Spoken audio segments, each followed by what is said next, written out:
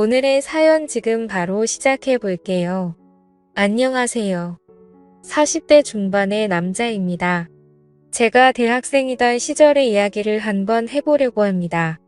지금은 땅값도 많이 오르고 신식 도시가 들어섰지만 제가 살던 시절에는 그냥 평범한 서울 근교의 동네였습니다. 저희 집은 근처 대학가에 있는 단독주택이었는데 한옥 모양 건물이라 동네에서 조금 유명한 집이었습니다. 이 정도만 듣고도 제가 누군지 알거나 어느 동네를 말하는지 눈치채실 분들도 있겠네요. 아무튼 저는 그 집의 장남으로 동네에서 유명한 사고뭉치였는데 결국 노는데 정신이 팔리다 보니 대입에 실패하고 말았어요. 아버지 없이 자란 놈이 학벌도 안 좋으면 세상 어디다 쓰겠냐는 어머니의 말에 정신 차리고 재수까지 했지만 결과는 썩 좋지 않았습니다. 군대를 다녀와서도 별로 할 일 없이 지내고 있었는데 어느 날 어머니가 여권이랑 비행기 티켓을 저에게 내미시더군요. 무슨 일인가 했는데 아버지가 생전에 친했던 친구분을 통해 유명한 곳은 아니지만 외국에 있는 대학교에 입학수속을 밟아놨다고 거기 들어가서 딱 4년만 고생하고 졸업장만 받아오라고 말하시는 거예요.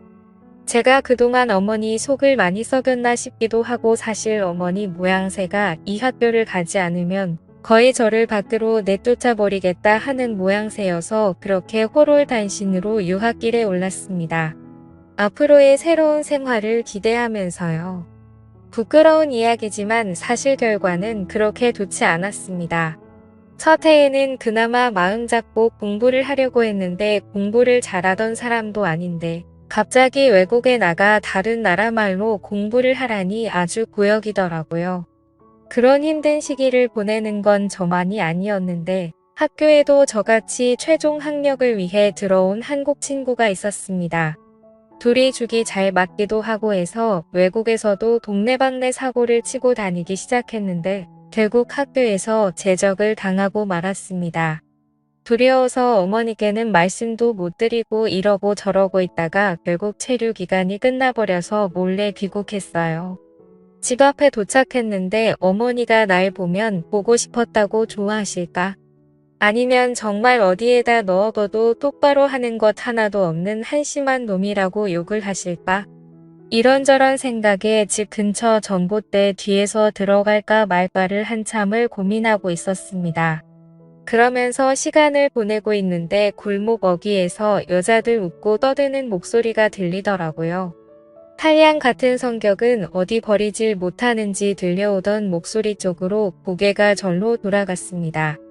근처 대학교를 다니는 여대생으로 보이는 한 무리의 여자들이 삼삼오오 모여서 지나가더라고요. 그 중에 키가 옆에 있는 다른 여자들에 비해 조금 작지만 그 여자들 무리 중에서도 얼굴이 제일 예쁘고 몸매는 그 중에서도 단연 돋보이는 여자와 눈이 마주쳤습니다. 그녀는 저를 조금 이상한 눈으로 쳐다보면서 지나갔어요. 그도 그럴 것이 전봇대 뒤에 웬 남자가 몸통보다 커다란 캐리어를 들고 우물쭈물대는 모습이었을 테니 의심 가는 건 당연한 거겠죠? 여자들이 지나가니 저도 모르게 고개가 따라갔는데 이 여자들이 한 명도 빠짐없이 전부 다 우리 집으로 들어가는 게 아니겠어요?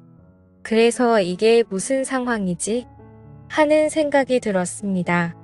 더욱더 혼란해진 저는 집 대문 앞에는 발도 못 붙이고 계속 전봇대 뒤에서 무슨 상황인지 파악하느라고 가만히 있었죠.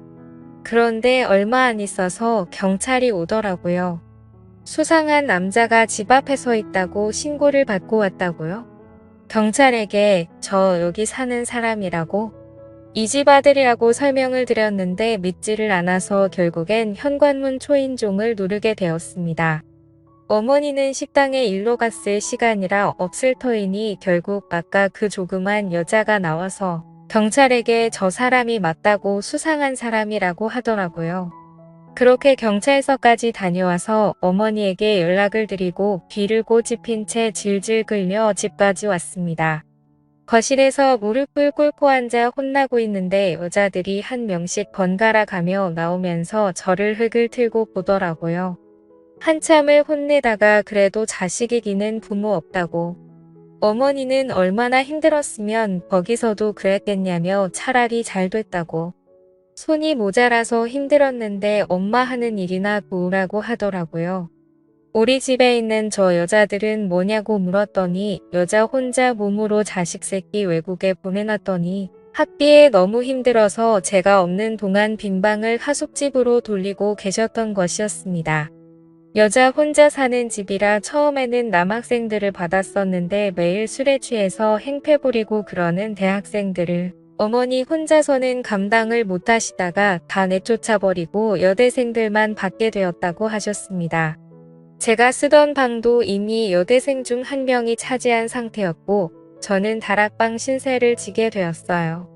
여자만 사는 하숙집에 남자가 들어와서 불편해하는 학생들을 위해 어머니는 2달치 방세를 깎아주는 조건으로 여대생들을 설득했습니다. 그 최고가 작은 여자가 저를 몹시도 불편한 눈으로 쳐다보고는 제가 쓰던 방문을 열고 들어가더군요. 저도 너무 화가 났습니다. 저 여자 때문에 경찰서도 다녀오고 심지어 제 방까지 빼앗긴 꼴이었으니까요. 덕분에 하숙집 손해를 많이 봤다며 식당 일을 도우게 되었죠.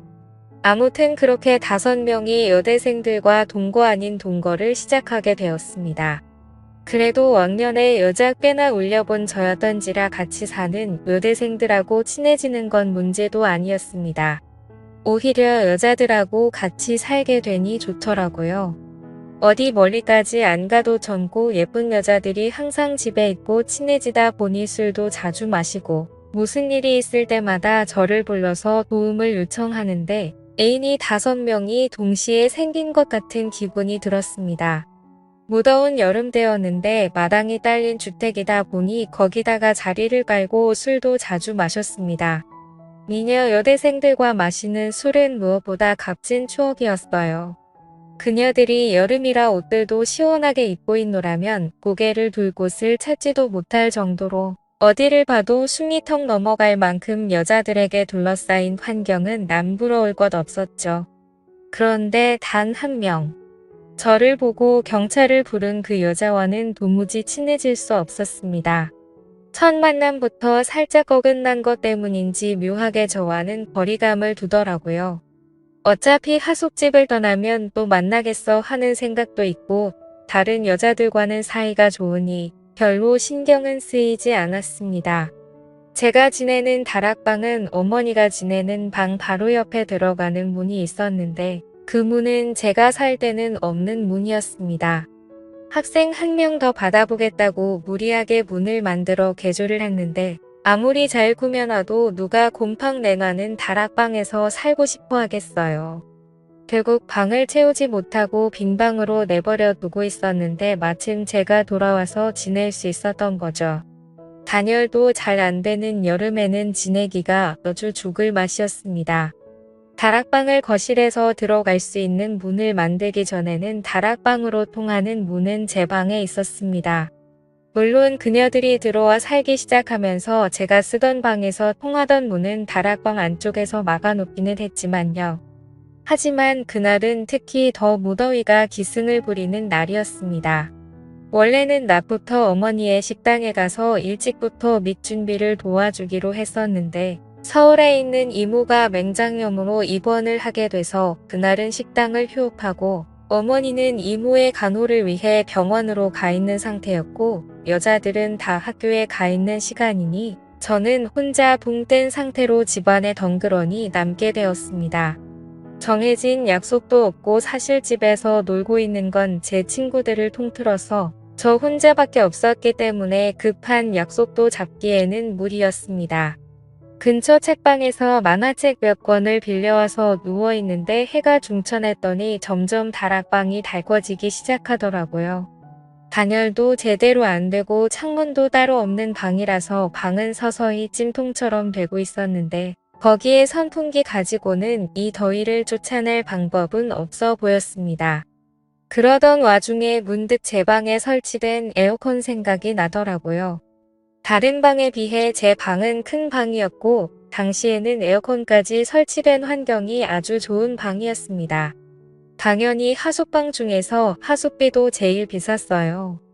자꾸 안쪽에서 대충 떼어놓은 제 방으로 통하는 문이 눈에 밟히더라고요. 따지고 보면 저 방이 원래 저희 방이었어야 하고 우리 집에 들어오는데도 그녀 때문에 경찰서 신세를 줬던 게 생각이 나 괘씸하기도 했습니다. 그녀도 지금 학교에 가 있고 평소에도 여자들의 스케줄을 빼고 있던 저는 다른 여자들도 5시가 돼서야 집에 돌아온다는 게 생각이 났습니다. 원래의 방주인이 잠깐 방을 사용하는데 별 문제가 있겠어?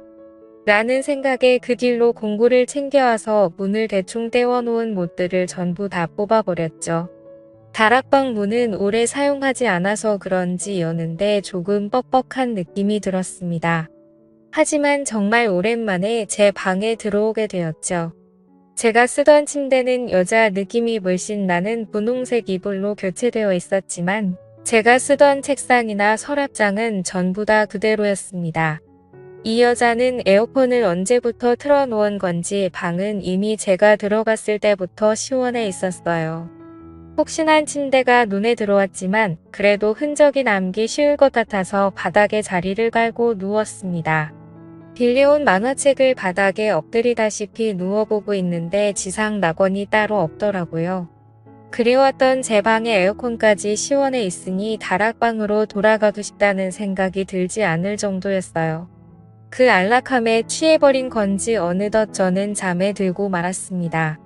현관문이 열리고 집 안으로 여자들이 돌아오는 소리에 놀라서 잠에서 깨버렸는데 너무 당황한 나머지 어쩔 줄은 모르고 있다가 그대로 침대 밑으로 굴러들어가 버렸어요. 침대 밑에 숨어서 심장은 터질 듯이 뛰고 있는데 지금 생각해보면 여자들이 돌아온 걸 깨달았을 때 얼른 다락방 문을 통해 들어갔어도 되지 않았겠나 싶은데 절대는 없는 거니까요. 만약에 문이 삐그덕거리는 소리에 제가 들어왔던 걸 눈치채면 가뜩이나 사이도 안 좋은데 방에 몰래 들어왔다는 낙인이 찍히고 어머니가 하는 하숙집 사업도 망할 수도 있지 않겠나 싶어서 침대 밑에서 숨죽여 상황을 지켜봤습니다. 그녀가 방으로 들어왔는데 정말 심장이 터질 것만 같은 기분이 들더라고요. 너무 빨리 뛰어서 밖에서 들리지 않을까 하는 걱정도 되었는데 다행히도 그녀는 제가 침대 밑에 있는 걸 눈치채지 못한 것 같았습니다. 한참을 침대 밑에 누워있으니 몸이 뻐근하고 불편했지만 저와 어머니의 미래를 위해 숨어있는 걸 포기할 수는 없었습니다. 그 와중에 또 남자라고 침대 밑에서 그녀가 뭘 하고 있는지 너무 궁금하더라고요. 고개를 돌리니 그녀의 맨발밖에 보이지 않았는데 침대 밑틈으로 살펴보니 그녀는 책상 앞에 앉아 있었습니다. 저를 등지고 있었기 때문에 제가 고개를 살짝 빼도 눈치채지 못할 것 같았습니다.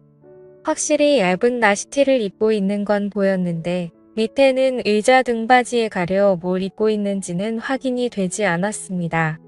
그렇게 틈으로 그녀가 뭘 하고 있나 몰래 살펴봤어요. 책상 위에서 잠이라도 들면 도망칠 타임이냐고 생각을 했습니다. 얼마나 버틴 건지 이젠 파악도 안 되는데 그녀가 가방에서 무언가를 주섬주섬 꺼내더라고요. 그녀는 방 안에 혼자서 그녀만의 시간을 즐기기 시작했습니다. 혼자 중얼중얼거리기 시작하며 열심히 꼼지락댔어요. 그녀가 중얼대는 이야기를 들어보니 저는 참을 수가 없었습니다. 침대 밑틈으로 고개를 다시 빼서 그녀가 뭘 하고 있나 살펴봤는데 가방에서 꺼낸 종이 인형들을 가지고 인형극 같은 걸 하고 있었어요. 날카롭고 신경질적인 여자인 줄 알았는데 생각보다 아기자기하고 귀여운 취미를 가지고 있더라고요. 공주님이 어쩌고 왕자님이 어쩌고 하는데 그녀에게선 전혀 찾아볼 수 없던 이미지였기 때문에 저도 놀랐습니다. 한참 그녀가 혼자 떠드는 이야기가 끝나가고 저는 그녀가 혼자서 그러고 있는 걸 끝까지 지켜봤습니다. 그녀의 의외의 모습에 마음속 한구석에 이상한 감정이 생기는 것 같았습니다. 그렇게 그녀를 지켜보고 있었는데 그녀가 책상에서 벌떡 일어나더니 제 쪽으로 몸을 틀더라고요. 너무 찰나의 순간이라 제가 침대 밑으로 고개를 빼고 있는 것도 인지하지 못하고 그렇게 그대로 그녀에게 들켜버리고 말았죠. 그녀는 저를 보고 방이 떨어져 나갈 정도로 소리를 질렀는데 저도 그 소리에 깜짝 놀라 침대 밖으로 튀어나와서 그녀의 입을 틀어막고 미안하다고 사과하며 제가 다 해명할 수 있다고 그녀를 설득했습니다. 다락방이 너무 더워서 에어컨을 잠깐 바람 좀 쐬러 나왔다가 잠들어 버린 자초지종을 설명했는데 그녀는 그 상황은 이해하겠지만 그녀가 혼자서 즐기던 부연 동화를 들었다는 사실에 수치심을 감추질 못하더라고요. 저는 그녀의 동화를 끝까지 들었기 때문에 아니라고 처음 들어보는 동화였는데 그렇게 재밌던 동화는 없었다고 칭찬을 해주었는데 그녀가 의외하는 반응을 보이며 좋아하더라고요. 유치원 교사가 꾸민 그녀는 미래의 학생들을 위해 연습을 하고 있던 것이었습니다. 오히려 그런 마음씨가 더 예뻐 보이고 어느 날부터는 자기 전에 그녀가 자꾸 떠올라서 잠도 이루지 못하겠더라고요. 다락방 문은 그날 이후로 방 쪽에서 틀어막아 버려서 그녀의 방에 2번 다시 들어갈 수는 없었습니다. 그날 이후로 그녀도 제게 마음을 열어 다른 여자들하고 술을 마실 때도 참석하고 저와 몇 번의 시간을 보내기도 했습니다. 그녀도 저도 서로를 의식하고 있었지만 누가 먼저 나서서 서로의 마음을 내비치지는 않았습니다. 그렇게 그녀는 학교를 졸업하면서 하숙집을 떠났는데 그때까지도 그녀는 저의 마음을 눈치만 채고 있었지 확인받지 못했죠. 지금은 저도 이렇게 어른이 되었고 가끔씩 어머니의 집에 가서 저와 그녀의 방이었던 그곳을 바라보면 그때 제 마음을 전하지 못했던 게 가끔은 후회가 됩니다. 지금의 아내와는 아무런 문제가 없지만 제가 그녀에게 제 마음을 일찍 말했더라면 제 옆에 있는 사람이 다른 사람일 수도 있지 않을까 하는 생각을 하면서 이만 사연 마치겠습니다. 오늘의 사연은 여기까지네요. 긴 사연 끝까지 들어주셔서 감사합니다. 구독과 좋아요 잊지 말아주세요.